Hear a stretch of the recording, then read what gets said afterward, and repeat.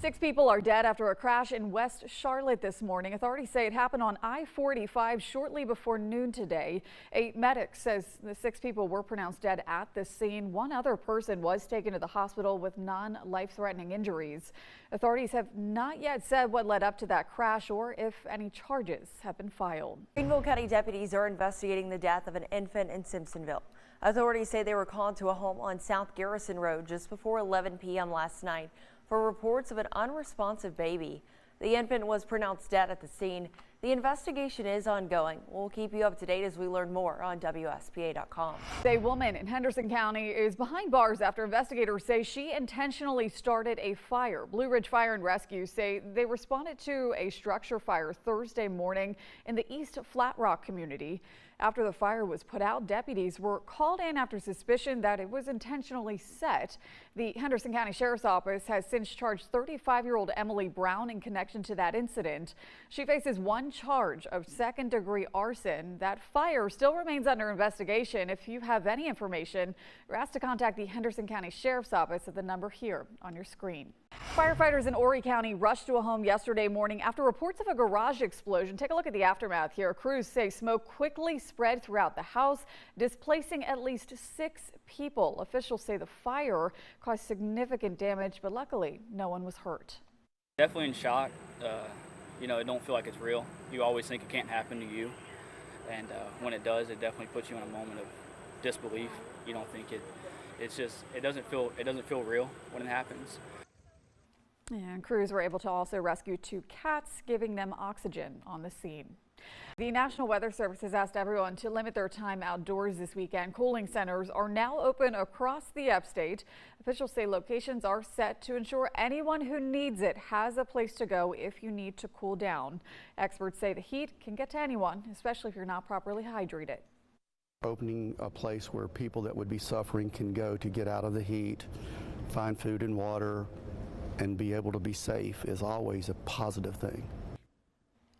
We have a list of shelters on our website, WSPA.com. You can find it under the links we mentioned tab. Today, Josh Kimell, a South Carolina state senator and candidate for governor, has responded publicly now to a lawsuit filed against him and announced his own countersuit. 7 News' Julia Keener was there. Today, Kimell broke his silence about the lawsuit and revealed he's firing back with a countersuit against his former business partner, accusing him of defamation and libel. This is a sham of a lawsuit. He should be ashamed of himself, and everybody who helped him should be ashamed of themselves. Visibly upset, Senator Kimell addressed the lawsuit by Frank Rogers, the co-owner of Exodus Aircraft, LLC. The lawsuit claims Kimell diverted $2 million in funds from the company and used corporate money to pay for his political campaign. Something Kimell says couldn't be further from the truth. Nobody likes dragging their personal life out there, but it's beyond that point now. I am probably one of the least wealthy members of the South Carolina legislature. I'm not one of the wealthy members of the Senate. You know, everybody assumes you're a senator. You must be living it up. He confirmed in a court order filed on Tuesday he had agreed to resign from his position as manager and surrendered all ownership interests. Yes, I did resign as a member of that LLC.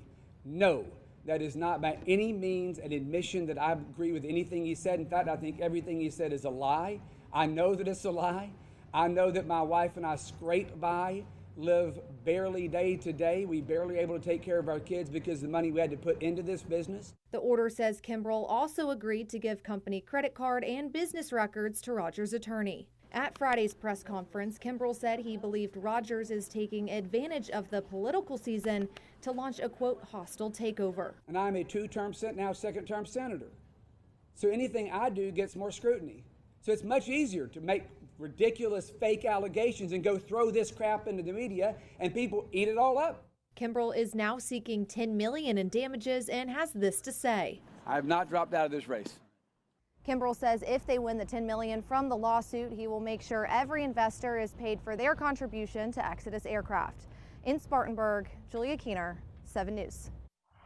And we reached out to Frank Rogers and his attorneys for comment, but have not heard back. Now, a bill that's passed the Senate this session is a Doge bill modeled after the initiative under the Trump administration. 7 News State House reporter Caroline Yaffa tells you about the bill and its future.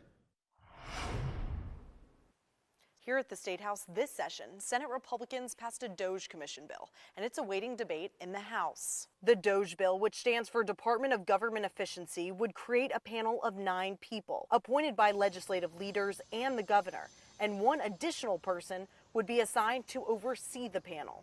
I just want to get a conversation started about what good governance looks like and how to oversee that. And so I think this bill does that. The people on the panel would not be paid anything. Counterintuitive to grow government, to increase the size of government, and to pay for that with taxpayer dollars while trying to provide for better governance and oversight. Currently, there is an oversight committee that visits agencies once every couple of years, but Senator Stephen Goldfinch says we need to do more. I think that the public probably expects more or demands more. We can expect and demand more as legislators. And so, yeah, I think we can do better. But not everyone agrees this bill is the way to do it. Republicans have controlled every lever of government in South Carolina for the past 22 years, from the governor's mansion to the state Senate to the state House of Representatives. So if there are issues with governmental spending or regulation, then they can only blame themselves for that issue. He says he's worried that this bill could lead to citizens suffering. I am not opposed to looking at ways to streamline government services and look at ways to make sure that we're running government efficiently. But I am opposed to doing anything that would hurt the people of South Carolina and that would be at their detriment. Goldfinch says he has spoken with House leadership and they are full steam ahead on this bill. In Columbia, Caroline Yaffa, 7 News. So if the bill passes the House, it most likely would need to be approved then by the Senate again. From there, it would go to the governor's desk for his signature or possibly a veto. Another bridge is closed in Pickens County, the second one this week. The South Carolina Department of Transportation says crews are inspecting the bridge over 6 Mile Creek because of a report from a driver. Ariana Meadows has details. As you can see, crews are here on Old Seneca Road inspecting the bridge over 6 Mile Creek as a precaution. The closure of the bridge over 6 Mile Creek comes days after a bridge collapsed on Crow Creek Road. There was a vehicle, a pretty heavy vehicle that went over the bridge, and part of one lane did collapse as a result. But SCDOT says this closure on Old Seneca Road is not related to that. They say the bridge is closed out of precaution. When a bridge is closed, Pickens County Emergency Management says they make sure emergency vehicles can still get to any incident. Fortunately, about 10 years ago, we set up an automatic response system throughout County Fire that was designed with this in mind, so that if we had areas of the county that were affected by response time, closed roads or anything like that, we already knew where the next closest fire station would be coming from. We knew how to route them to get here. The Department of Transportation says they are working closely with police to make sure drivers are complying with the size and weight limits in the general area. One thing that we advise folks is to slow down when they're on the back roads. When we see these bridges that are closed down temporarily or in a more permanent, such as the one on Crow Creek, it tends to dump a lot of traffic onto our more narrow, more curvy secondary roads. Officials tell us crews are doing an in-depth inspection to figure out the extent of the issue. We're told drivers should expect delays. According to Pickens County Emergency Services, there are 4 bridges which have shut down within an 8-month span. 2 are planned replacements and 2 are emergency closures. Fortunately, DOT is very good about letting us know when that happens.